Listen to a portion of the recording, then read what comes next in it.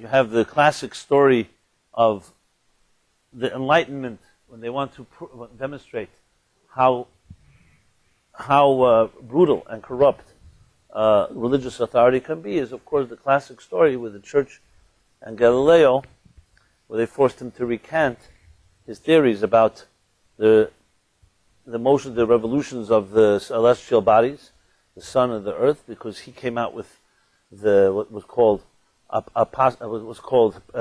heretical at the time, being that it defied the classical interpretation of the church and how the earth and the sun and the planets move about.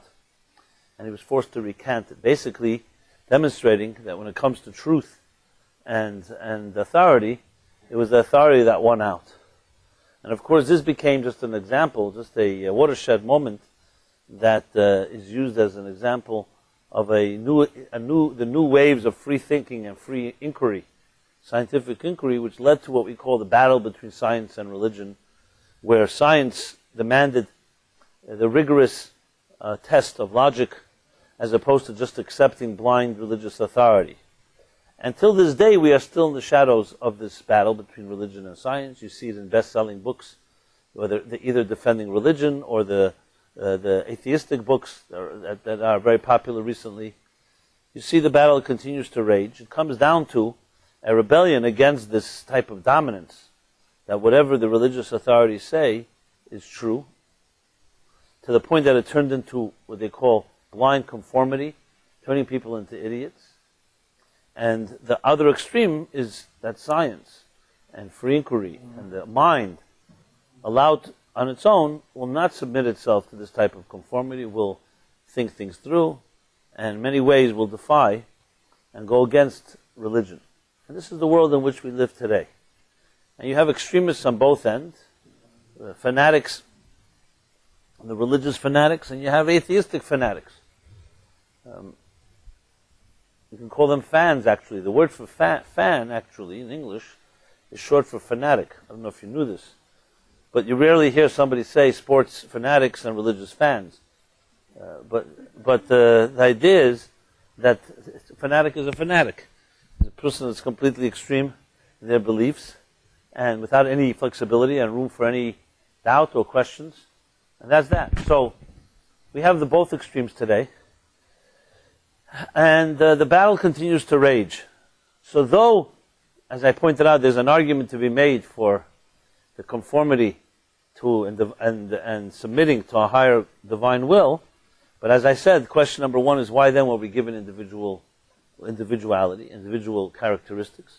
And question number two, which is bigger than that even, is the whole abuse of this authority. It's one thing that if we were all sure that God came to us and said, listen, here's how I want you to behave, if we were sure this was God speaking, I would say most people would maybe submit and say, if this is the greater good, I'm ready to accept it. But if we have doubts that it's coming from God, and as a matter of fact, we may have very strong reason to believe it's coming from human beings who are just claiming they speak in the name of God, and in turn they end up having power over us, you start wondering, why am I submitting my will to just other people, just another form of dominance, another form of suppression and oppression. So I don't know if you've ever had any of these questions, but I'm posing them. And some of you may be surprised coming from someone dressed like me to ask such questions. But as you'll see in the spirit of this discussion, from my point of view, as we shall soon discuss, all these stereotypes about religion and religious authority and conformity are actually nothing to do with religion that I know. So I have no fear or concern discussing these things head on. On the contrary, to me, a path of faith and a path of God is one with a path of truth. So if free inquiry is not controlled by and monopolized by science, free inquiry is something that every human being has the right and the ability to pursue, and a person of faith is not limited, not in that sense of just using blind faith, but also using our mind and our skills. Because, as I said, God created us also with those faculties, and those faculties are equally divine, and therefore must be used to the fullest. So when we have a skeptical question, not only should we ask it, but we must ask it, because that is what dictates what defines the human spirit and the human journey and the human search. So skepticism, which may surprise some of you, is above all very Jewish and very religious, as a matter of fact. We're going now into Passover. So Passover, as we all know, is distinguished above all. Everyone remembers as children the 4 questions that are asked. Different traditions, they're asked in different ways, but one thing is in every Seder you have the 4 questions that the children are encouraged to ask, and are given prizes and all kinds of rewards and to entice them to incentives for them to ask these questions. So what struck me a few years ago was a 5th question, which was this. I remember as a child I asked these 4 questions to my father, and I'm sure he asked it of his father. It goes back all the way to the times of Moses. In the Bible it says, Ki shalcha vincha, when your son or your child will ask you, V'yagetcha, you shall tell him, which is where the word Haggadah comes from, by the way. Haggadah. When we say Haggadah, Passover Haggadah, Haggadah means to relate, to tell the story. That's what the word means. So the whole Haggadah is about telling the story, or really responding to the questions about what happened that children ask. So essentially the passing on of tradition is a mitzvah, and that's Passover Seder. It's about telling the story to the next generation, that which we heard from our parents, and so generation to generation. So then I grew older and I became a parent myself, and my children asked me the questions. So a few years ago, I guess I was a little bored maybe at the Seder, so I was thinking about the fact that that the 4 questions, only 2 of them are actually answered in the Haggadah. 2 out of the 4 are literally answered. The 4 questions, as you know, are the order, at least the way I grew up. I mean, the different orders are the way they're asked, but the 4 questions consist of, one is, of course, Manishtana, which means, how is this night different? That's a general introduction. And then there are the 4 questions of why we dip, and why we eat matzah, and why we eat the bitter herbs, and why we lean during the meal, or when we eat these things. And so out of those 4 questions, only 2 are answered. Why we eat matzah, and why we eat the maror, the bitter herbs, and why we eat the matzah are answered very specifically a little later in the Haggadah when we read what this matzah represents and what the bitter herbs represent. And we actually point to them or touch them when we say certain verses later, paragraphs that describe the purpose of these 2 customs, these 2 mitzvahs. But the other 2 questions, why we dip and why we lean, are not answered, not explicitly and not even implicitly in the entire Haggadah. And I searched back and forth. I could not find any answer. You have to look at other books to find the answer. More importantly, I haven't even found anyone ask the question, actually. So there you go. That's the 5th question. The first question is, why are there no answers for the other 2 questions? And I was thinking about it. It seems like weird. You encourage your children to ask questions, and with all these incentives, as I mentioned. And then, when it comes down to it, they only get 2 out of 4 answers. So if I was a smart aleck, I'd say, well, what are the answers to other questions? Why would you encourage people to ask questions and not give them the answers? That doesn't sound so thought through, if you know what I mean. So I asked this question at the table. So someone said, listen, by the time they finish the Haggadah, the children are asleep anyway, so they never know whether we answered or not. Which is perfect Woody Allen type of answer. Not that he uses it in the film, but the idea, cynical answer. In other words, and what about when they grow a little older and they find out? So it's like the classic story where a child asks his or her parent, certain questions about religion, about God, and the classic answer is the parent says, when you get older, you'll understand. So I've been told this answer by quite a few people, my teachers, and I did get older, and I did understand that my teachers didn't have an answer. So that's what I understood. I don't know if that's what they meant, but that's definitely what came to me. Then I said to myself, okay, if they didn't have an answer, maybe that was what was told to them. So it goes all the way back to Moses, that they were always told, when you get older, you'll understand, and nobody understands. So it's not exactly very encouraging, and let's put it this way, build confidence when you find out that not only you don't know, but nobody else knows. And then it becomes like this, the question that you start asking, is this one mass type of brainwash program that nobody knows the answers. Everybody's just saying someone else knows them. And when you get older, and it would be really embarrassing if that was the conclusion. Obviously, I wasn't ready to accept that. So then I discovered what the key is here, and the brilliance of the 4 questions. Just for the record, just to show you how this we'll call it a vicious cycle here.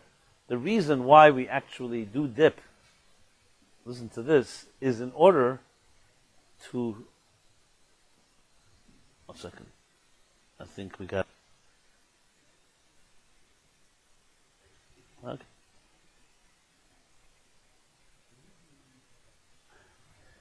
We actually dip is because we don't do it all year round in order to provoke the children to ask questions. So that's the answer. The answer to that question is, in order to have you ask questions, that's why we dip. The leaning is another reason. It's more because it was a symbol of royalty and comfort and so on. Even though I must say, when I was a kid, one of my uncles kept forcing me to lean. I didn't feel very free.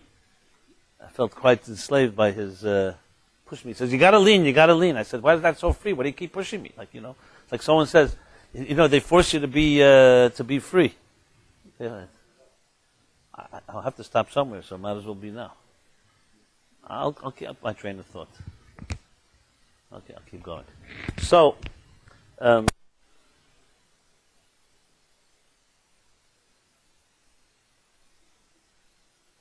don't have the answers, is the secret to real freedom. And Passover is, of course, a celebration of freedom. The greatest freedom of all. What is, when you define what is free? So for some, freedom means they're not bound by shackles.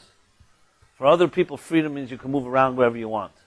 Freedom, I can read or choose to go wherever I like. The truth is, all those definitions are not really legitimate definitions, which I shall also discuss soon.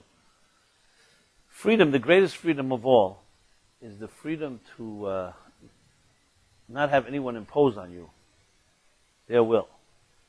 That what you choose comes from within, from your inner spirit. And one of the ways that manifests, that great freedom, is the right and the ability and the freedom to ask questions. So it's always good to look at the contrast. We take for granted some of our freedoms today because they're just guaranteed. We were born into freedom. But the contrast is, it says, Mo'evai tichakmeni, my enemies make me wise. So let's look at our enemies. What was the cornerstone of every totalitarian regime, every fascist leader? Was one thing: mind control. You'll always see, whoever came into control, the first thing they did was establish a Bureau of Truth and Information. As soon as you know there's a Bureau of Truth and Information, you could be rest assured it's neither true nor information.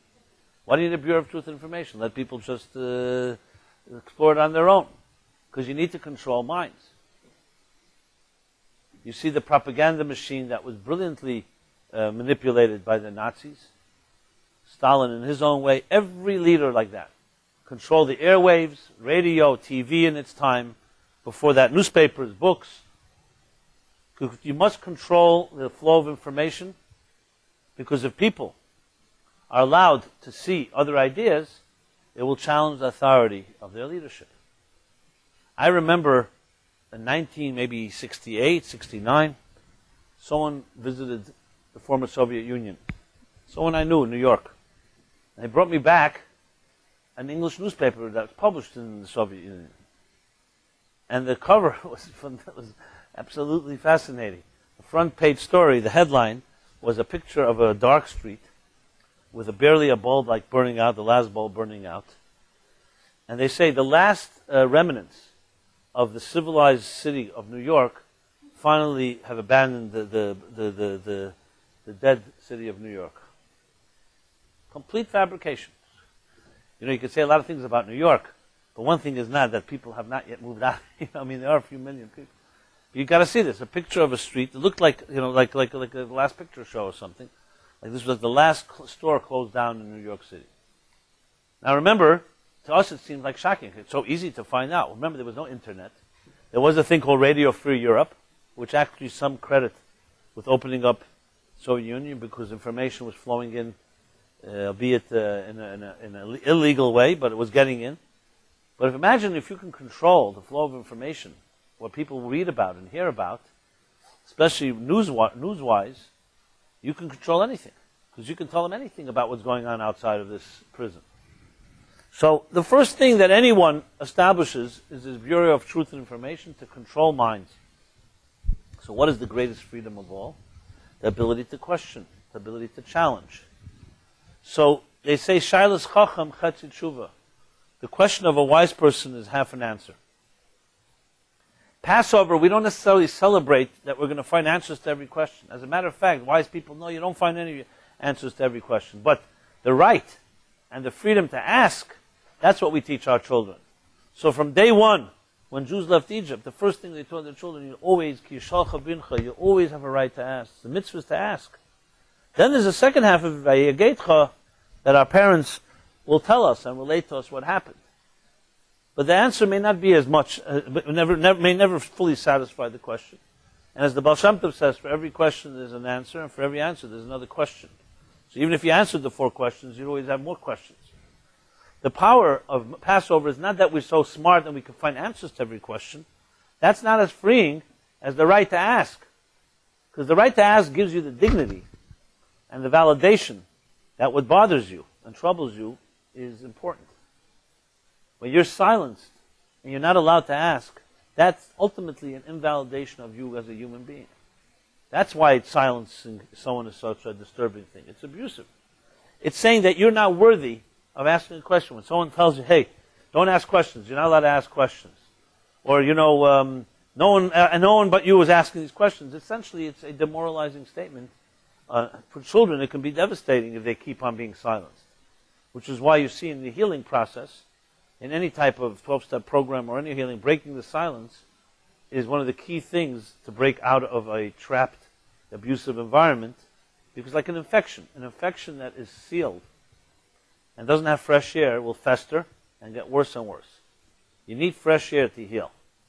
When you've grown up in an abusive or dysfunctional environment, part of the biggest abuse is not even the abuse, it's the seclusion, it's the isolation, and it's the silence. As they say, the silence is worse than the rape, because it invalidates the spirit and the person who has something that's bothering me. So when a child comes running to its mother or father, crying, that itself is already a freeing thing. It means the child feels they have someone to turn to for help. Not even talking about what the problem is. Because we all will face challenges in life. The question is whether you have the tools and you are going to be respected to when you question and when you ask or when you say I'm in pain or something's bothering me. Or will it be dismissed and invalidated? Children who continuously are invalidated with their questions suffer greatly. It is a very profound impact for years and years to come. Don't underestimate the abuse of just silencing someone. Not even talking about verbal abuse, physical, emotional, sexual, or other. Just that is one of the worst things possible, because you're essentially telling the child and that human being, you don't deserve an answer. You're not worthy enough. So religion, unfortunately, has suffered from this greatly, because many people growing up in religious environments will tell you it's exactly what happened to them in their childhood, in school, at home. That when they challenged or asked questions, why do we do this? Why do we have to keep Shabbos or kosher or follow the other strict guidelines that the Torah dictates? Many, many instances in many homes and schools and families, the answer was silencing that child. You're not allowed to ask. It's disgraceful to ask. It's heretical to ask. This is what God says. Just be like your father and mother or grandfather and grandmother. It may sound like innocent statements, but they actually are very destructive. Because what message does it really leave the child?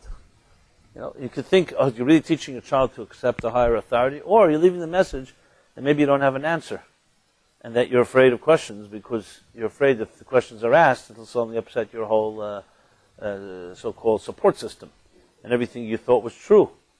So in other words, another form of mind control. Besides what I mentioned earlier, that it's a form of invalidation. So the ability to ask these questions and talk about them are not just a nice exercise. They actually are very much part of the process. And I say this to all of you, never be afraid, not only never be afraid, ask questions and demand answers. The difference that you have to distinguish, however, one qualification, and that's called distinguishing between healthy skepticism and unhealthy skepticism. What's healthy skepticism? The one I just described, where your spirit, your soul, your mind, your heart is bothered by something. So you ask a question. You ask respectfully. You try to find someone you trust to ask. And no one should ever be able to silence you asking such a question. But then there's an unhealthy skepticism, which we all can fall into the trap of, and it's equally important to mention. And that is when you use your questions just to justify your position. We've all been guilty, I'm sure, once or twice in our lives of that. And that's where you're not really asking a question. You basically have your position. And if you're smart, you surround your position with a lot of good armor. And one of those types of armor is that you have justification for everything. Unhealthy skepticism means you're not really interested in an answer. You're just interested in justifying your position. And that's something we have to be honest about and have integrity. No one can force you to be a healthy or unhealthy skeptic, but if you're truly looking for answers, obviously the latter, unhealthy skepticism, you're not really looking. You're looking to justify. So often I get into a discussion with someone and I sense that their questions are not necessarily coming from the first place, just the spirit looking to find answers. So I'm not there to judge them, but subtly I'll say to the person sometimes, and tell me, and if you really get a good answer, will you change your behavior? And of course they say right away, of course I will. I'm a real free-thinking person. If it's proven to me a different approach. As soon as I hear anyone say that, so I say, something, you're better than I am, because I know many situations I'm in, I'm not really interested in looking for the truth. I'm looking to be right. I'm looking to be comfortable, not necessarily do what's right. So I'm very happy to hear that you're such an intellectual, that all you need is a nice intellectual argument, and you're immediately going to change.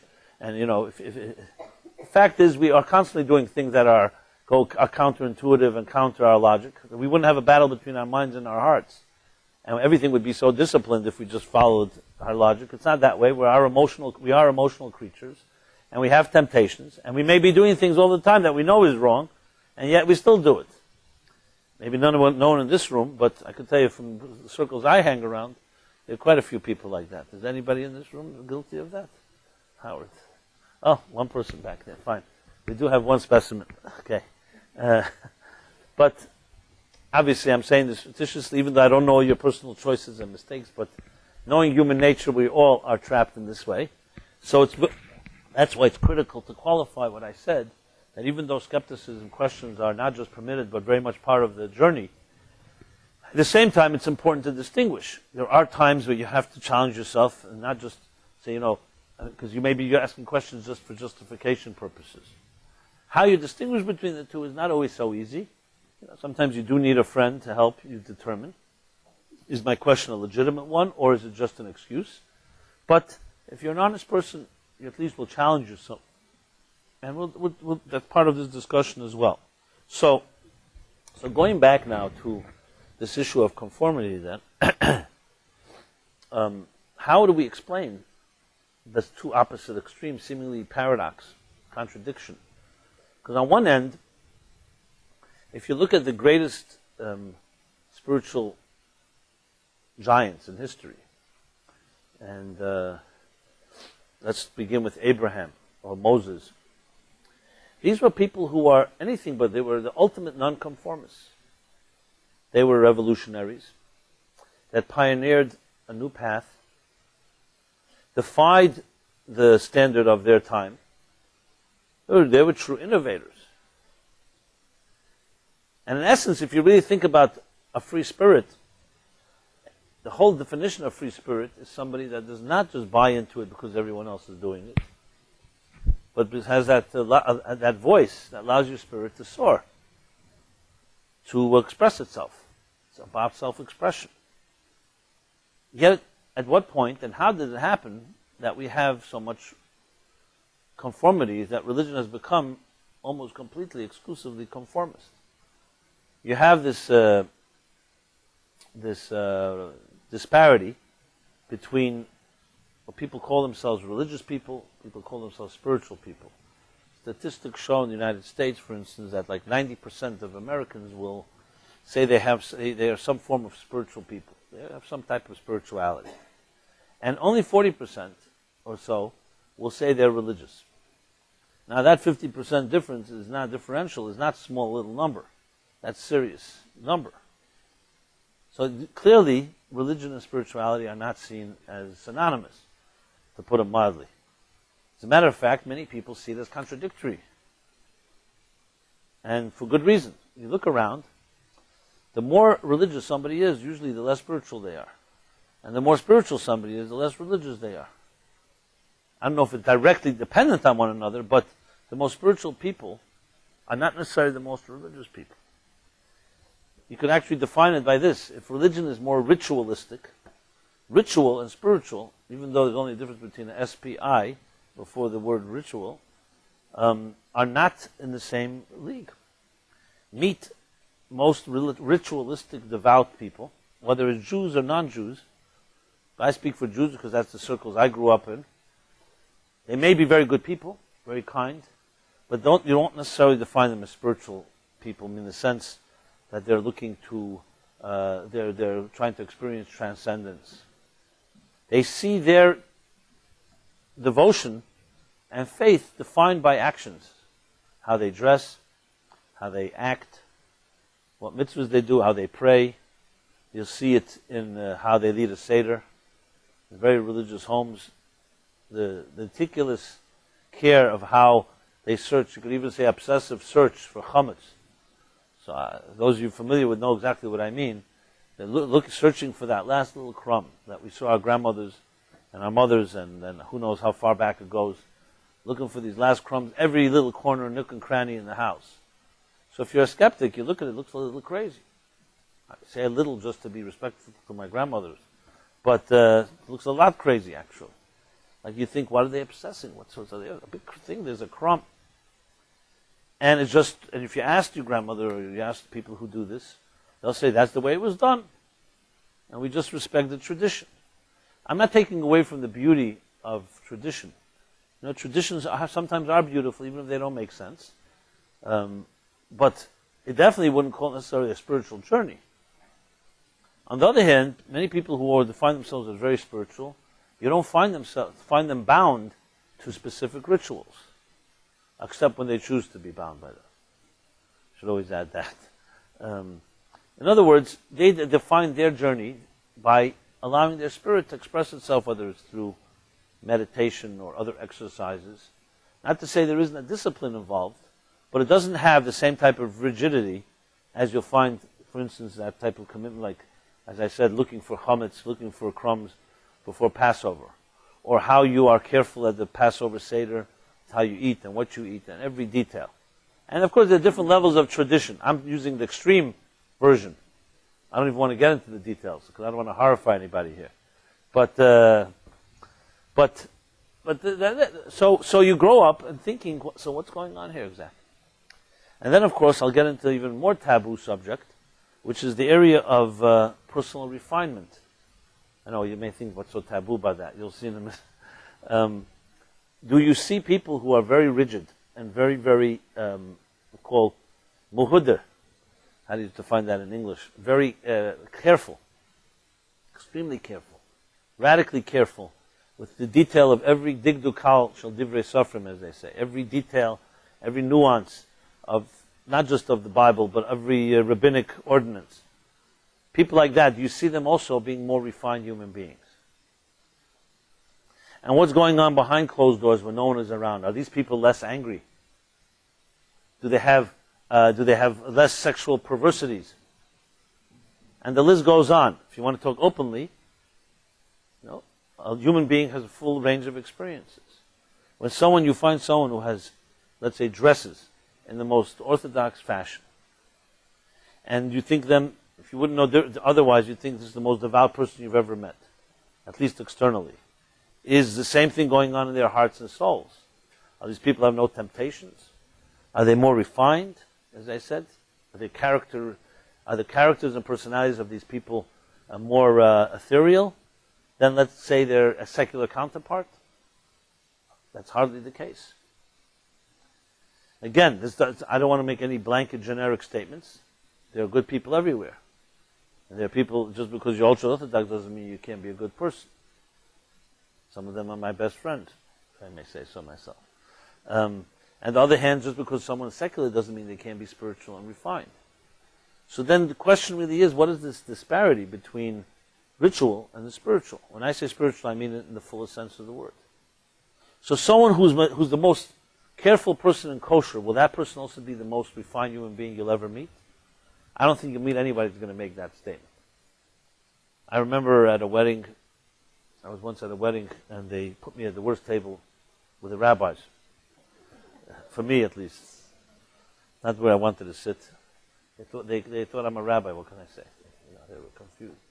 So I'm sitting there at the table, and they serve the first opening course, or before the opening course, some salad. Okay. And quite embarrassing to share this, but I want to share it because it demonstrates the point. Not embarrassing for me, it's embarrassing for the person sitting near me. And suddenly one of these rabbis, without mentioning a name, who's known, suddenly stands up. I'm wondering what he's doing. And he stands up with a piece of lettuce in his hand. And he lifts it up to the light, like that. And he's checking it. In a way that not only our table saw it, I would say a good few tables witnessed this guy. He was really checking it from every angle.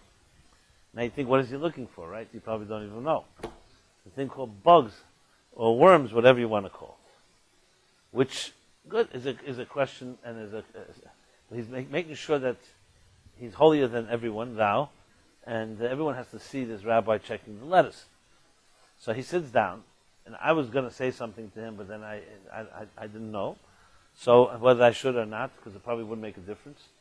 But thank God, another rabbi at the table, who had his wits about him, said to him, let me ask you something. And and he didn't he said it, he phrased it in halachic terminology, so it was somewhat couched, the insult, but this is what he says to him. I want to ask you a question, halach, which is in Jewish law. If you eat a piece of lettuce that maybe has a worm in it, it's a sofek d'Rabbanan, it's called. It means it's a questionable act from the rabbinic perspective. But if you insult someone in public, it's a issa d'oraisa, which means it's a biblical prohibition.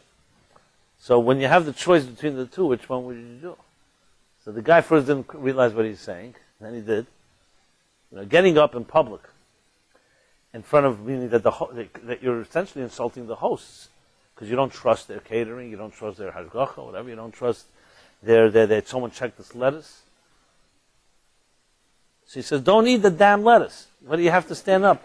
And them, there's a third solution here. He had to demonstrate that he's holier than everybody. And by doing so, demonstrated being obnoxious and condescending. I'm not even getting into the Chil Hashem, which is another grave sin. Chil Hashem is desecrating God's name. Because if someone was sitting there that was not, let's just say, so religious, a secular, sees a rabbi behaving like that, what impression does it leave him about Judaism and about God? And that indelible damage is worse than all. First of all, it's one of the gravest sins, the sin of desecrating God's name. That means when a person who's supposed to know better, supposed to behave better, behaves in an inappropriate way, it's much worse than a person who's not dressed the part. You may not know this, but when why was Moses not allowed to go into Israel? The great Moses. What did he do wrong? He wasn't there when they built the golden calf. He was not part of the sin of the scouts who came back with his bad report about Israel. What did he do wrong? Why was Moses not allowed to go into Israel? And he had to pray 515 prayers, Veschanon, to get in there. So the Torah tells a very strange story, which goes like this. God told Moses, when the Jews were demanding water, that he should, the first time he tells him, strike the stone, and water came out of the stone. The second time, God says to him to speak to the stone. So Moses spoke to the stone. The Torah tells the story in the book of the Parsha Chukas, in the book of the Bamidbar, the Numbers, and no water came out of the stone. So Moses went ahead and hit the stone with his staff. The water came out, and then God said to Moses, because you changed in front of everybody, you desecrated my name, because you, instead of speaking, you hit the stone, you will not be able to go into the land of Israel. So every commentary, everybody, what exactly is going on here? First of all, think about this. Hitting a stone and speaking to a stone is basically the same miracle. Stones don't give out water anyway. So, if Moses had said, what are you telling me to speak to a stone? Stones don't deliver water. Water comes from rain. So you could say that's a desecration. He didn't trust God. What did Moses do? Instead of speaking, he hit it. And what did he do? He just followed what happened the first time. He saw the speaking didn't work, so he thought maybe he didn't hear right. Or whatever it was. What was the grave sin? The answer is because for a person on the level of Moses, this little shift was tremendous. Because the Jewish people saw that Moses is the greatest man, the man of God. So it's all relative. It's like they say the expression, Revav al beged Talmid Chacham. When a person is of a high caliber, every piece of dust is a big blemish. Think of it like a piece of dust on your finger is nothing, but a piece of dust on your eyeball, very irritating. Or to use one of the modern Yiddish, Jigan was one of the great Yiddish humorists, linguists as well. So he said, what's the Jewish theory of relativity? So 3 hairs on your head isn't much, but 3 hairs in the soup, that's Jewish relativity, before Einstein. So it's all relative. It's not a joke about the balding ones among us. Okay? Remember, as they say, for the bald Americans, God created a few perfect heads, the rest he covered with hair. Okay? So in case you're balding, you can use this once. Good pickup line. So anyway, going back to Moses, just to emphasize what Chil Hashem is. In the Talmud it says, I think Rab Chia, when he went to buy meat, he would never buy on credit, because someone may see him leaving the store with meat without paying for it. So for a person like on his level, they may think he's taking it without payment. But credit is a normal thing. But it all depends what caliber. Once you are putting yourself on a pedestal, or you look at the part, then you're not responsible like a regular person. Because you are supposed to be representing a higher standard. Is that fair? Maybe it's not fair, but that's how it is. Chil Hashem is not necessarily fair. It's about what people perceive. And the perception. When Moses changed one word, so the Jew said, if Moses could change a word, I could change 10 words. So remember, there's a cycle involved here. So going back to the story with the lettuce, well, what ended up happening was that this guy ended up embarrassing this guy, which was fine because he embarrassed the couple, the hosts. So I guess it all evened out. But the point is, here's a perfect example, what they call an obnoxious Jew. A novel, Bereshus HaTorah. In Parsha Kedoshim, in the book of Leviticus, Nachmanides, Ramban says, why we have a special mitzvah, Kedoshim to you? You shall sanctify yourself, you shall be sacred or sanctified. The Torah is full of mitzvahs that say be sacred because, and he adds, because there's a special category the Torah is coming to warn us about. It's called a novel, Bereshus HaTorah. So how do we translate? Novel, we always have this issue. Novel, a low life. Is that what you said? That's the vernacular. Let's see, a more scientific term would be a despicable person. What difference between a despicable and a low life? Is there, Dagas is different levels in low lifeness. Let's put it this way. In bottom feeders, there are many levels. So it's called somebody's a novel, he distorts and he behaves in a despicable way, but Bereshus HaTorah finds a loophole. It's all in the guise of Torah. Like this guy, his lettuce, he's checking lettuce for holy reasons, to check for worms. He shouldn't, God forbid, eat a bug. The fact is that he's maybe insulting another bunch of people around him, maybe desecrating in ways much greater than his little needs at that point. He doesn't think it's called being selfish.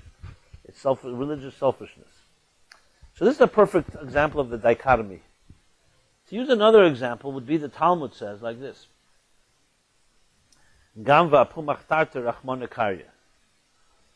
That's Aramaic for a ganef, a thief, that before he goes out to steal, he prays to God to succeed. You know anybody like that? Remember, it doesn't have to be a thief. There are many different crimes you can do. So the Talmud and Brachos. This is the Talmud and Brachos. And the question is, how does that work exactly? one thing, he doesn't want to pray to God, fine, don't pray to God. But you're praying to God. God said in the Ten Commandments, "Lo signev," thou shalt not steal. So he's praying to God to help him do what God told him not to do. I mean, you have to be a little crazy. It's like telling a policeman, "Come with me and help me break into a bank." It's one thing you avoid the cop, but to invite the cop and like say, "Help me," or it's like. So one of the explanations given for this is because amunah, faith, is what's called in Hasidic terminology makif. Not necessarily integrated. You could have faith, but it hovers above you. It's not shaped your personality yet. So you have the faith, and it's real faith. You believe in God. You believe what God says. But the bottom line is, it hasn't yet affected your personal behavior. So you can believe and at the same time do something that defies that belief in the same moment.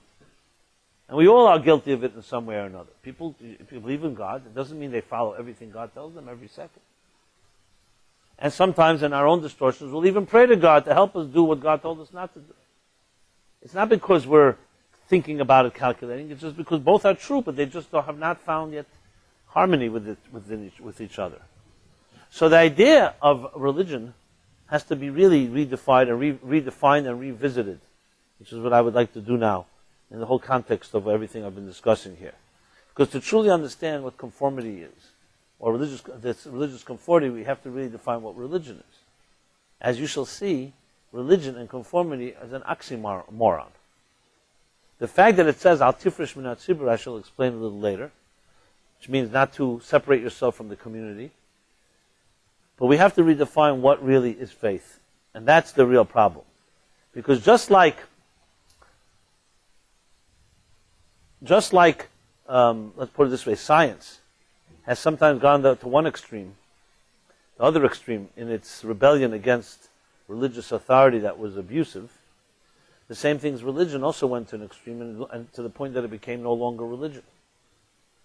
So if we go back to the originators like Abraham and Moses, as I said, the pioneers, what you'll find that distinguishes them consistently is their love and empathy and kindness. As they became closer to God, they always became more giving and more sensitive, not more obnoxious and more selfish. So that right away tells you something. It tells you that we all, no matter what home or what family we grow up in, we can all become selfish human beings. Just because someone grows up in a family that eats kosher and keeps Pesach and Shabbos and the other holidays doesn't mean they're not selfish people. It means they're living by certain rituals. Those rituals may lead them somewhere, but on their own, that does not guarantee a higher state of consciousness. When Abraham went on his search for God, he was looking for a higher state of consciousness. And for him, it came hand in hand with becoming a more refined human being. What happens is that after a while, once ritual becomes institutionalized, it's very easy for it to become divorced, as a body becomes divorced of its soul. But this shouldn't be any surprise. We all have this challenge.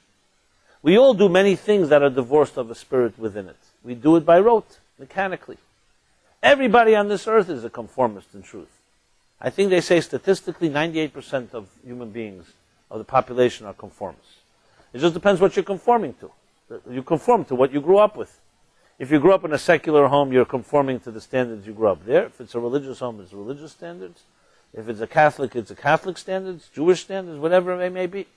So you have a bunch of conformists. It's just a question of what mechanics they're doing. Think of it like different monkeys in different habitats. They're all going through the motions. Just the difference is the different cultures, the different environments. I don't mean to be demeaning when I say this. It just means that mechanical behavior is mechanical behavior. And do you think when you go shopping and you decide what kind of clothing you're going to wear, you're really being a real individual? You don't have all the choices. You have the choices that the stylists of this season are offering you. In that itself, there's they give us the illusion of choice. But you're not going to walk around in robes in the street like Moses did, because that's just not what's done. No matter how individualistic you are. It's embarrassing. And then, of course, there were those that did do that. We all remember they call it the hippie movement. And then that became another conformity, once enough people did that. So the point that I'm saying here is conformity is not about what you do, it's the reasons you do it. And the reasons most of us do things is because we were programmed that way. You have to be quite self-delusional to think that when you were 2 years old, you were doing things because you're an independent spirit. Not the schools you went to, not the clothes you wore, not the attitudes you picked up were chosen by you. They were by your parents, and then your environment, your friends, your schools. By the time you're the age to begin to even think about independent thought, most choices have been made for you, and some psychologists will say that you don't really even have any more choices left. The rest is all going to be played out based on what was determined. By 7, 8 years old, some psychologists say every attitude we have has been shaped. Hasn't yet been fully blown, fully fleshed out, but it's been shaped. I don't know if I agree with that, or whether the Torah would agree with that. That's another discussion. Because first of all, we can always transcend our pasts, even if it may be difficult. Just because you grew up in a certain environment doesn't mean you can't free yourself from that. But it's more difficult. There's no question about it. So the first thing to establish is that human beings by nature are conformists. We follow what others taught us. That per se is not a negative thing. It's the way it should be. For a parent, for example, to say, I'm not going to teach my child any values or morals because I want them to be free to choose on their own is the most irresponsible thing, because they're going to pick it up, if not from you, from television or from the street anyway, because children are impressionable. There's no such thing as saying, I'm going to teach my children to be neutral, and when the time they're 20, they'll start making decisions. There's no such thing as neutral. You don't teach them values, they will pick it up from others, and often not from great sources. So it is healthy in the early stages of formative years that a child is taught, hopefully, by healthy parents' standards. At the same time, good, confident parents are going to teach a child as well that when you do come of age, start questioning, and even that which we taught you, you have to learn to own on your own. Don't just buy into it because we taught it to you. That's really what healthy education is about. Now, to do that, you have to obviously be very secure. So Passover Seder, as I mentioned earlier, we teach our children from the youngest age. Ask questions. Now, I know you go to most Seder tables, that itself became part of the conformity. Now we're going to ask the questions. But if you really did it with some heart and sincerity, you're really encouraging children to ask questions. That's what you really mean. And you don't just mean 4 questions. It could be 40 questions. The 4 questions are just symbolic of what we do at the Seder.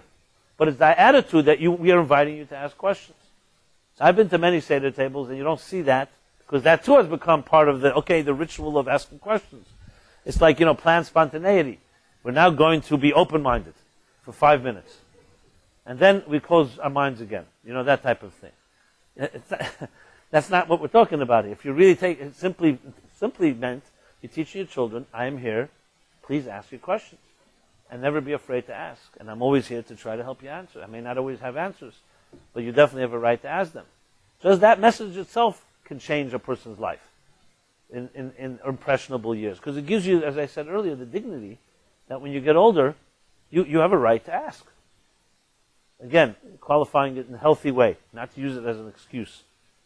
So, the same thing is in general. Religion, unfortunately, has become trapped by what all society is trapped, the trap of conformity. The problem is with religion, the damage is much deeper. Because if you don't have God or faith in your life, so it's one thing. But if God and faith are meant to be a path toward individual freedom, and there you see conformity, then it happens to become very destructive. And that's what happened in history, that due to the imposition of the church and religious authorities, it caused severe damage. To the point that till this day, it's very hard to accept what religious authorities say, because you start wondering, as I said earlier, what their agenda is. Is this really the Word of God? And the worst thing of all is when you see a religious authority or a religious leader selfish, doing things for their own power or interest, then it doesn't just challenge your belief in that person, it challenges your belief in God. Because that's where the message of God is supposed to come through these people. It's in general people who are more in power or in authority, whether it's a therapist or it's a doctor, whether it's a teacher or a parent, they have much greater responsibility because we look to them for guidance. Someone you don't look to for guidance, okay, they also shouldn't behave in wrong ways, but doesn't have quite the same impact. And there's definitely not quite the same disappointment. So now to go back, so how do we define the religious path? So the truth is, I don't like that word altogether, the word religious, for many reasons. Because I don't even know what the word means. You think of it like this, there's a human being and then there's a religious human being. It almost suggests that religion and humanity are not the same. Like, I'd rather have the human being than the religious part. Like what does the religious adjective add to human? I'm human, it could be more human, it's more sensitive human, more refined human being. What does religion add? What does the religious human mean? And to me, because that question is not answered, then religion can develop its own stereotype, which is usually not defined in very healthy ways. So I'd rather use words that are made straight from the Bible itself. So Abraham grows up in a pagan world. And it was a very materialistic world, and people worshipped themselves or gods that were created in their own image. And what he began searching for was something greater and higher than what is man-made. That's Abraham's journey. And he came to discover the secret of the Bible and of the Torah and of Judaism, that the human being was created in the image of God, not the other way around. It's not like it all begins with us, and then we try to figure out how God fits into our lives. It begins with God, and we try to figure out how we fit into God's reality. And this isn't just a matter of semantics, it's a major shift in thinking, in consciousness. For Abraham, and for all people seekers in his spirit and his path, the search for the divine and for God is the search for truth. And it's a search for yourself.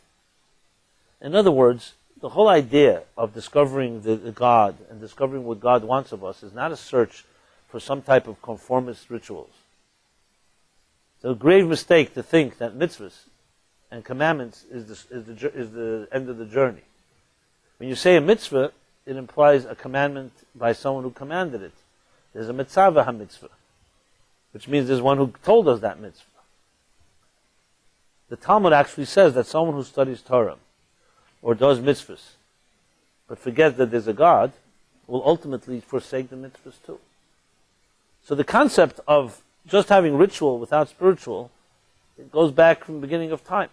As soon as you get trapped by the behavior, instead of forgetting that this is a journey toward God, you immediately are turning religion into a conformity thing, a conformist behavior.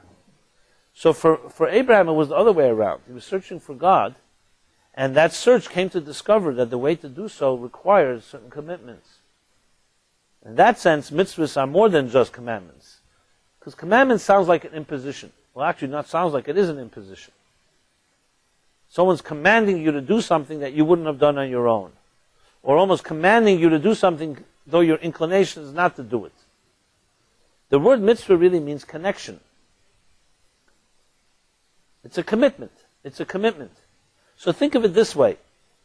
If, as an example, music. You love music, and you love the melody, and you love what it does to your soul and spirit.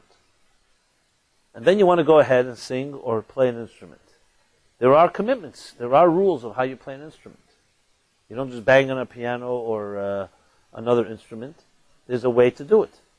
No one would say that those rules and guidelines are some type of conformist system of enslaving the mind and the heart. These are disciplines necessary to release the music. Because you hear the music. But if you only saw musical notes, excuse me, or you ask children who are forced to go to music lessons, they'll tell you they hate it because they don't yet see the results. They just see that they're being forced to sit for an hour and just train themselves mechanically to do something. So they may do it because they have no choice or because there's incentives. The people imposing upon them are trying to teach them to be great musicians one day. But if you're able to hear the music and then you're told, this is the way it's played, no one would see that as a form of conformity. The fact that there are only that many musical notes on the scale, is that a limitation? The fact that you cannot create a new musical note. Say, listen, I'm an individual. I want to create a new individual, a new musical note. It doesn't work that way. Where does your individuality express itself? By taking the musical notes that exist And there are infinite amount of combinations that you can contribute your particular voice. So true freedom does not mean you can do whatever you like. That's a very childish, juvenile interpretation of freedom. I know people who do whatever they like, and they're the most enslaved human beings possible. They're running for their lives. And on the other hand, I know people who sit 8 hours without moving, and they're the most free people because they've chosen to be doing what they're doing. Because freedom, as I defined earlier, is not doing whatever you like. Freedom is that what you do is not imposed upon you from anyone outside of you. It comes from within. So in Abraham's journey and search for truth, it was about the resonance that he came to discover the divine image in which he was created. And as such, he became a free human being. And that was the difference. Are you going to be enslaved to your own whims and passions, or are you going to allow your soul and your inner spirit to express itself? And when it does express itself, there are guidelines of how to do so. But those guidelines are not seen in any way as a conformist approach. They're simply tools. And when you see it as tools to express yourself, they cease having that all the stigma and all the limitations of what we call conformity. Now, it definitely has been lost along the way, this message or secret, but this is the essence of the journey. The reason it gets lost, as I mentioned, is for two reasons. Number one, because by nature we are conformists, and it's always the easier path just to follow what you were taught without thinking. And number two, because religion itself and communities have trapped themselves and trapped their communities into this type of what we call closed-mindedness, insulation, that doesn't allow any fresh air because they're afraid of its effects. Many people who feel that if I was allowed to do whatever I like, I would defy the system, so they don't want to let anyone else do anything they like. They don't want to allow questions into the picture. The fact, however, is that, and which of course the results of that are tragic, because anyone that is free-thinking and free-spirit cannot function or exist in such a conformist community, which is why you'll find the cream of the crop, or people who are creative and very free-spirited, are not going to remain in a very orthodox community because they cannot, it's too claustrophobic for them. And they have seemingly no other choice but to rebel against it. Unless they find that the Judaism that the community taught them is not the real Judaism. It portrays itself as that, projects itself as such, but it's not the case. The real path is the path of God, which is the path of finding your inner self. So, with that being said, let's go back to a moment to what exactly is religion or faith. Faith is not about submitting to something outside of yourself. It's the real essence of who you are. That's the bottom line. So, yes, as a young child, you may be taught this is the disciplines that make you a virtuous human being. Even though naturally you may gravitate towards selfish behavior, be giving, share your food, share your toys, share money, share of yourself with others. So at that age, of course, a young child is taught mechanically. But at some point, you want that child to own this path. So Abraham taught this to his children as well. How do you own this path? Is by starting to ask the questions and starting to say, so when I'm a giving person, what really is happening? Am I just doing it because my father and mother told me to be giving? Or is it really emancipating for your soul to be a giving human being? And when you come to discover that these paths or these mitzvahs are all methods of freeing yourself from one's own narcissism and so on, then you begin to own it. Unfortunately, most of us are not forced to go in that direction. When I say most of us, I mean people growing up in religious communities are not necessarily compelled to ask these questions and to challenge themselves this way. Now, I recently heard an interesting thing, was really impressed me. There's this couple I know, they come from two different countries. One's from Israel, one's from another country. And since they're married, they've been having all kinds of issues, besides cultural ones, personality ones. Now, they're both what they call Balei Tshuva, whatever that means. Now, Balei Tshuva is an expression sometimes used in a somewhat dismissive way, sometimes in a positive way. No, I mean, in Torah literature, a tzaddik is somebody who's a righteous person, free of sin. A Baal Tshuva is someone who has sinned, and then did tshuva, returned or repented. So we have these categories today. You'd say people growing up, FFBs, they call them, which has many different acronyms, but I'll use the one that's most popular, is from birth. So for some reason, some people equate these FFBs with tzaddikim. I don't really know why, but so to speak, because I guess they grew up in a religious environment, whereas others who grew up in a secular are called BTs. Acronym Bali Tshuva. Okay. Now the truth is, this whole thing is a misnomer. In my opinion, the whole thing is a distortion, because not FFBs are tzaddikim, and not necessarily everybody that grew up secular and then did tshuva or became religious is necessarily a BT. And Bal Tshuva is a very high level. You know, like I remember someone at a table saying, someone said, "I don't want to marry a BT, a Bal Tshuva." So the host said, "Well, then you have only one other choice: marrying a Bal Avera. That's the only other option." You know, because I don't know, tzaddikim are very rare. Okay, so why am I saying this? Because the interesting thought that I heard was very nice, actually, very profound. So this couple, they both grew up in very secular homes independently, and then they both independently became observant. And they both now Shomer Shabbos, kosher. That's when they met, and they joined together, have a family. But I said they have plenty of issues and problems. So this rabbi therapist told them something which they shared with me, which, as I said, I thought was really very wise. He said to them, "You think that because you both started keeping kosher and Shabbos and doing everything else observant, that you've done tshuva.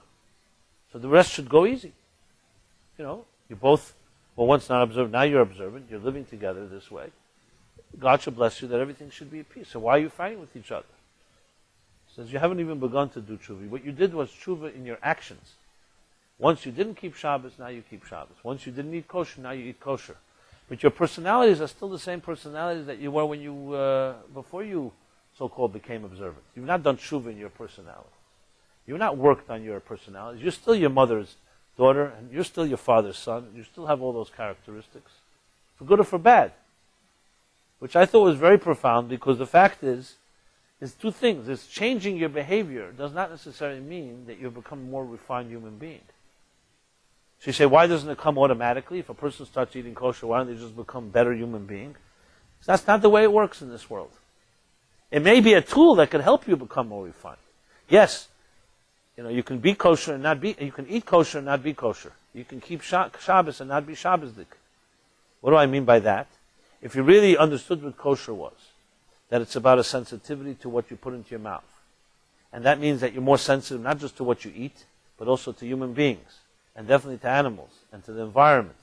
And you think about this, and you're conscious about it, and your whole personality becomes a more sensitive human being, then kosher has spilled over into your personality. If you're just eating kosher because it says there's OU on the bag, then they're just eating it. Yes, it's true, technically you are eating kosher, and there's nothing, you're not doing a sin. But it's far from the spirit of what Judaism expects of us. God didn't just want us to make sure what we put in our mouth is right, but also what we put in our minds and our hearts. And you could even say internal refinement may be even more important than what you eat. Does that mean better someone not eat kosher and be more refined? No, you could do both, if you understand the true soul and spirit of the mitzvah. Because remember, Judaism is a body and a soul. The body is the mechanics. The soul is the spirit. A body without a soul is a corpse. That's what it is. And imagine having just a dead corpse, God forbid. That's what ritual is like when you don't personalize it, internalize it. People like Abraham, Moses, and others I mentioned, these were people, for them it went hand in hand. There was no such thing as a mitzvah. You just do it. It didn't exist. For them, they had to earn their way. It was all about personal growth. It was all about a deeper refinement. Now you ask the question, is it better to do a mitzvah without a soul than not do it at all? Of course it's better, because sometimes behavioral changes bring deeper changes. Even in psychology, that's the way. If you say thank you enough times, you start feeling it as well. But you have to at some point think not just to lip service, but think of what you're saying. There's some people who say thank you and they don't mean it. Then there's some people who mean it and don't say it, which is equally problematic because no one knows what's in your heart. So there's something to be said for a type of connection, body and soul, where you say it and also feel it. So in that context, when you talk about religion like that it's about discovering the real essence of who you are, which is really discovering the God within yourself and the God above. It's really much more about individuality than it is about conformity. As I said, at an early age, there's no question that's the way we educate our children. Send the child to school, there are rules and there are guidelines, whether we like it or not. But ultimately, it has to become something that is about your spirit being freed. So then, what is this? Then this concept, as I mentioned, al tifresh min hatzibur, that you should not separate from the community, you shouldn't stand out, you shouldn't rebel, etc., etc. So I'll ask the question in a different roundabout way, the same question, similar question. Why is it when you go into a synagogue, it seems like everything is about conformity there? There's a minyan, you have to pray when everybody else is praying, we all say the same words, Shema, this prayer, that prayers. If we're all speaking to God from our hearts, why should we be even saying the same words? Does one person communicate the same way as another? Some of us, Hebrew is not our most comfortable language. Why say it in Hebrew? So it's true, you could pray in English technically, but if you want to so-called be of the advanced prayer service, you go along with what everyone else is saying. What's so freeing about that? And we say that tefillah is aveda shebelev, is the service of the heart. Let's say you wake up in the morning and you really have a lot of issues that are bothering you, or you're in deep pain. Why can't you just speak to your father or mother or whatever you want to call God, like you'd speak to a dear friend, and just speak from your heart? Why are you being forced to have to read the same prayers again and again? If that's not conformity, what is? So how is that consistent with everything that I'm saying here? So I want to go back to the musical note analogy, and you'll see the answer to this. In the musical notes, of course you can sing any way you like to sing. But there are methods, time-tested and time-proven methods, that if you follow a certain rhythm and structure, your song will be a much more powerful one. So King David, a big part of the tefillah prayer is from the book of Psalms. King David says right in the beginning of Psalms, what's the expression?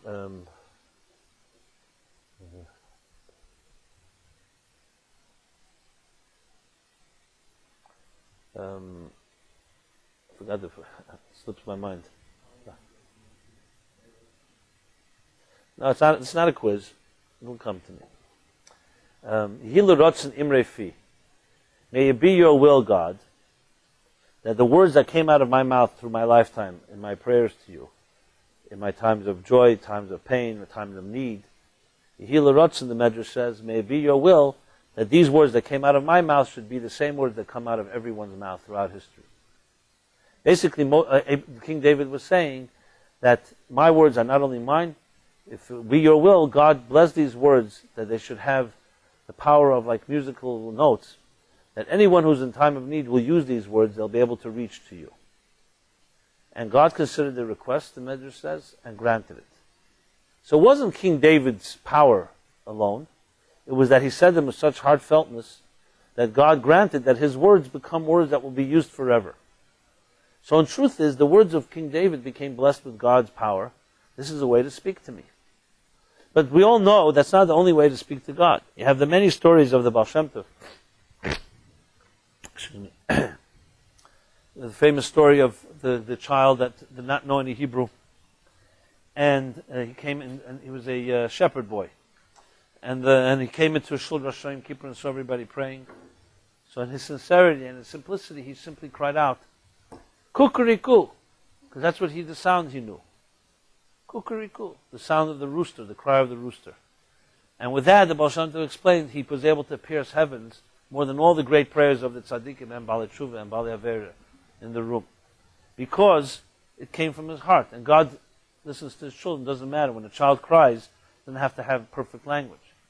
You have the second story of that guy used to who unfortunately grew up in a home where at a young age his parents died, so he had to go out to earn a living. He never had a chance to go to yeshiva and to learn how to pray or learn how to read, for that matter.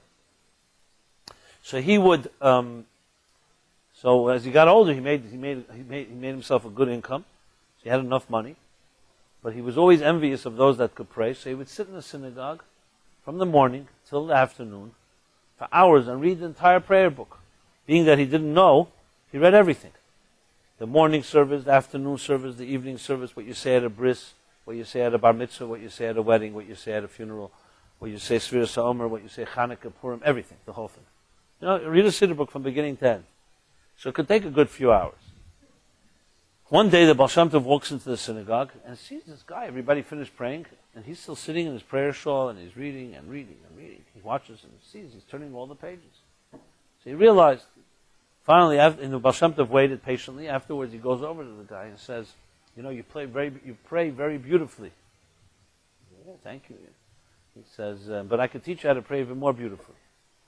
And the Baal Shem Tov went, took a bunch of bookmarks, and marked them and wrote, "This is the morning prayer, and this is where you stop. And then in the afternoon, mincha, this time you start here and end here. And this is what you say on Rosh Hashanah, this is what you say Yom Kippur, this is what you say on Pesach." So he had a new prayer book, all bookmarked, and he was delighted. He thought he couldn't read Hebrew, so it took him so long. He thought everybody was reading the whole prayer book. So he felt very happy. Anyway, he begins praying in this new style. Of course, it's taking a lot shorter. One day, unfortunately, somebody comes by and kicks the table, and his siddur falls down, and all the bookmarks fly out, get scattered, and he loses all his spots. And he didn't memorize it. So he's devastated. What is he supposed to do? He looks around. Where's the Baal Shem Tov who knows the secret of how to pray? And he sees the Baal Shem Tov had finished davening, and he's already briskly walking out of town. He's walking at a very fast pace. So he goes running after him. The Baal Shem Tov is walking very quickly. He can't catch up. They go into the woods. They're traveling further. Finally, he sees down there, he sees a river. And he sees, okay, here the Baal Shem Tov will have to slow down because he's going to have to cross the river. Okay. Yeah, well, the Baal Shem Tov comes to the river, pulls out a handkerchief from his pocket, and waves it across the water and walks off. So this guy, in his innocence, just was so passionately wanting to catch up, he did the same thing, and he finally caught up to the Baal Shem Tov at some point. And the Baal Shem Tov was shocked. "What are you doing here in the middle of the woods?" He says, "I've been running after you for an hour, looking to, what do you need?" He says, "My prayer book fell, and it's all out of space. I lost all the bookmarks. I need you to mark it again for me." She says, "But how did you get here? Can you explain this to me?" He said, "I followed you." He said, "But what did you do by the river?" He said, "I did what you did. You this, and you walked over, so did I." She said, "If that's the case, you can continue praying like you've always prayed." You know.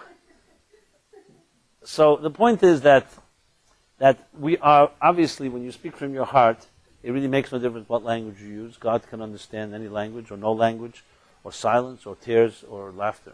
That's not the point. However, as we all know, there are shortcuts and there are long cuts. You know, like it is with anything. Of course, we could, without going to school, you could also figure out with common sense methods, but it may take you 20 years till you figure it out. The point here is that King David wanted to make it easier, so he said, "Here are words that I've already paved the way to help my children. Not that they should conform and just repeat the words." So Shema Yisrael has power that your own words will never have. That doesn't mean you can't use your own words. But if you really want to reach places that maybe you, and stand on the shoulders of those that came before us, it's like musical notes. You use the notes that were played before us.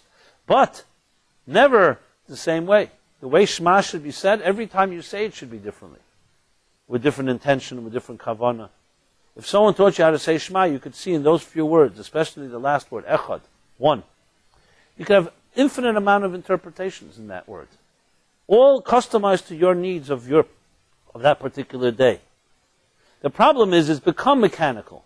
Because it's so easy. You go into a shul, everybody's reading, blah, blah, blah. That was never what it was meant to be.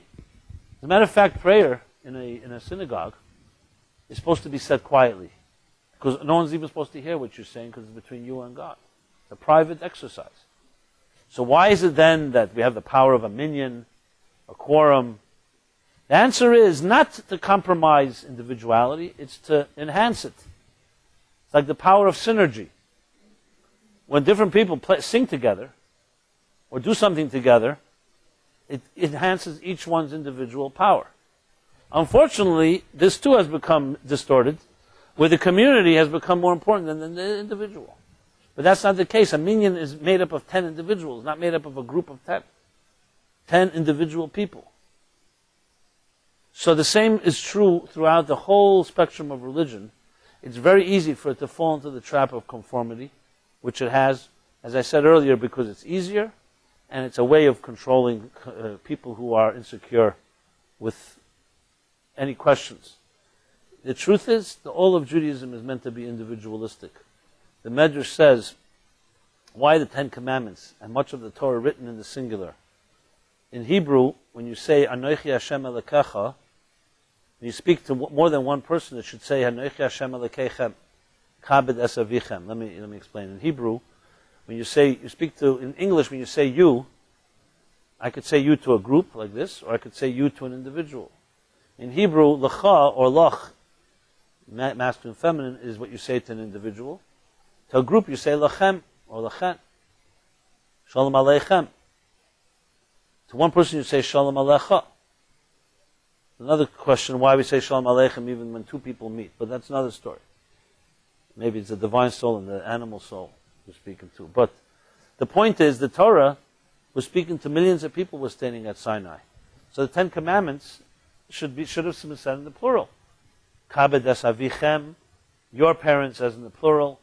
Yet it says an individual singular. So the Medrash says, because each person standing there heard it as if God was speaking to him and him alone, or her and her alone, as if no one else was there. That's the true spiritual experience. It's never a group or herd mentality. It's an individual experience. God created us as individuals. Lefikach nivra adam yechidi, the Mishnah says. God created everyone as a distinct, unique individual, because each of us has something to contribute that nobody else can contribute but you. The power of the community can enhance that, like any synergy does, like any teamwork does. You know that joke with the rowing team, the Jewish rowing team? You know that one? Pretty famous one. But those of you that don't know it, I'll tell you. So this Jewish rowing team were losing all the races.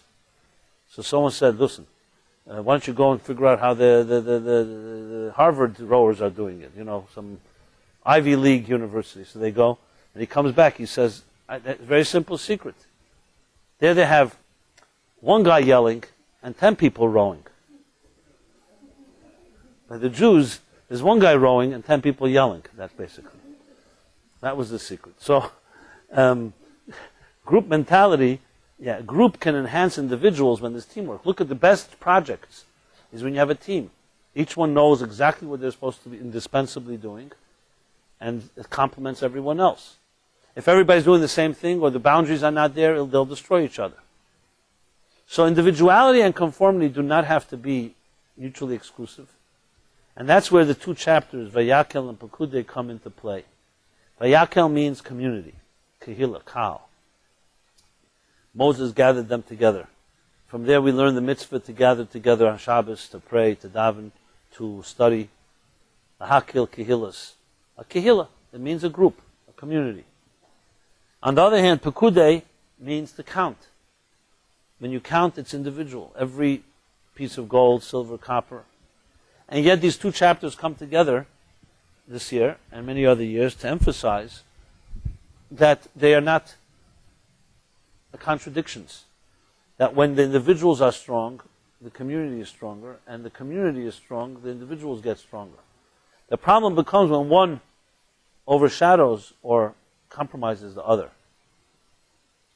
Now you may say, how is that possible?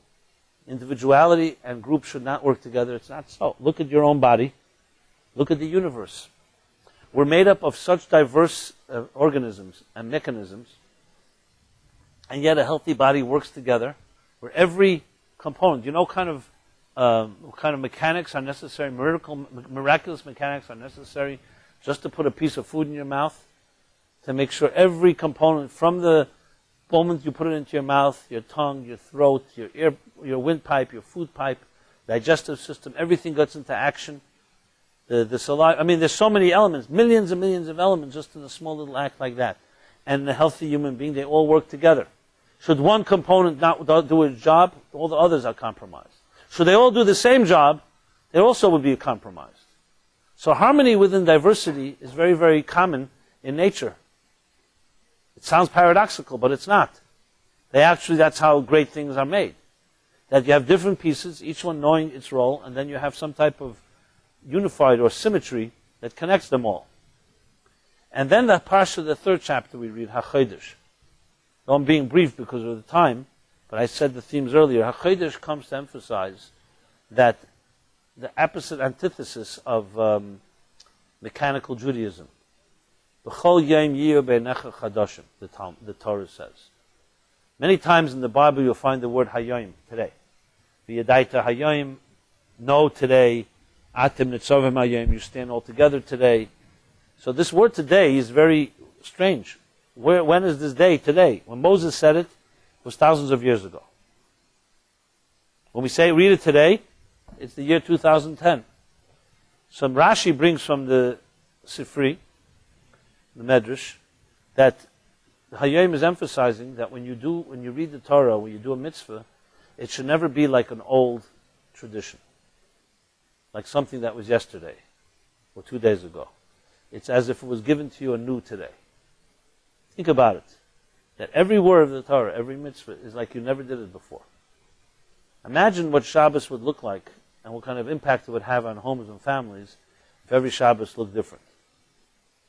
And not like the same thing, you come Friday night, your father falls asleep at the same place, argues at another place, you sing the same songs, the same chant, maybe a little different recipe from week to week.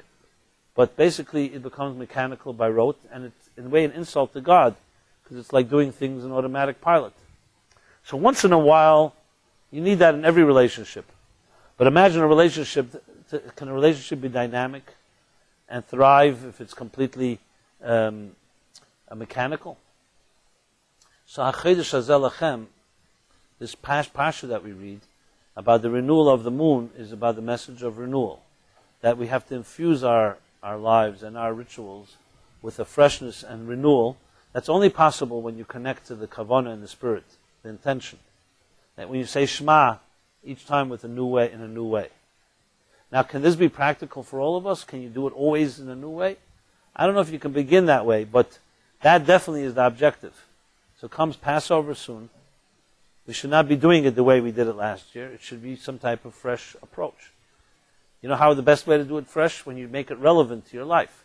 Is your life the same as it was last year? It's never the same. Our lives are constantly changing. So if you're able to look at Judaism as something relevant to your life, so as your life changes, you have to look into the Torah, the same musical notes, and play the music differently. And you have both strengths, the strength of continuity, but also the strength of renewal. And that's where these 3 chapters all come into play. I can elaborate a lot more on this, and there's much more to say, but as hopefully this was helpful to some extent. So I want to just conclude, being that we're going to have a few more classes till Passover. I will be focusing on some of the themes of Passover as we get closer, especially the week before Pesach.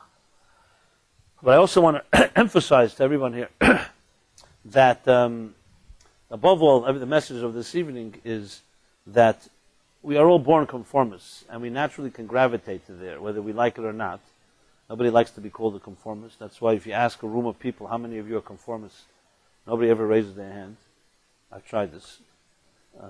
But the fact is we all gravitate to that's the easier way. The damage of that is, above all, it doesn't allow you to be you, because you're conforming to other standards. And especially when it comes to faith and God and religion and Judaism, where the whole point of it is tools to actualize yourself as an individual. I want to bless everyone with the strength and the courage that we take from this week's chapters, and it gives us that power to access something unique in your soul, some unique music that you give off, that you emit, that nobody but you can contribute to this world. And together, each of our musical notes together create this beautiful symphony, which on one hand, requires each of our note to be played, but also we complement each other. So may that be the case, and we should be able to play music many years together in a healthy way. And I hope this is part of the spirit of this class. Before I conclude, I want to make just a few announcements. First of all, some of you are familiar with this book? Okay. So, first of all, there's only a few available, but if you want to get them, you can get them. Do I should lift it? Okay, fine. But above all, I want to say this. We are now producing a new edition for this because it's out of print. So if anybody's interested, and we could use the help, trust me, to dedicate or sponsor part of this publication, please see me after the class. I mean, dedication opportunities range from whatever you're comfortable with, whatever you're able to. But we could actually print a dedication in the book. So if any of you are willing and feel, I think it's a great honor. This book has helped many people. And linking your name or name of a loved one, I think is a great schus. I want to offer that to anyone here. And I encourage you to take me up on it. As I said, I'll be here. And nothing is too small, and nothing is too big. Let's put it that way. I should mention that as well. So that's regarding the Omer book. The second thing is we also have here the Soul of the Seder, which I did a few years ago. It's 15 steps. It's actually an excellent tool it actually walks you through like a workshop through the 15 steps of the Seder. And it's a great way to lead a Seder or to be inspired by one. So that we have that as well as this CD. And finally, I will be here next Wednesday, the coming Wednesdays. The Wednesday of Passover, of course, we won't have a class. That's in 3 weeks from now. Right, 3 weeks, yeah. And tomorrow night, Philip will be giving his 7 p.m. class. What else can I say? Again, I want to honor that this class was dedicated in honor of Tzipora Ahuba Bas Frida. And finally, may we all have a very spirited week, and we'd love to be able to see your individual voice come alive. Thank you so much.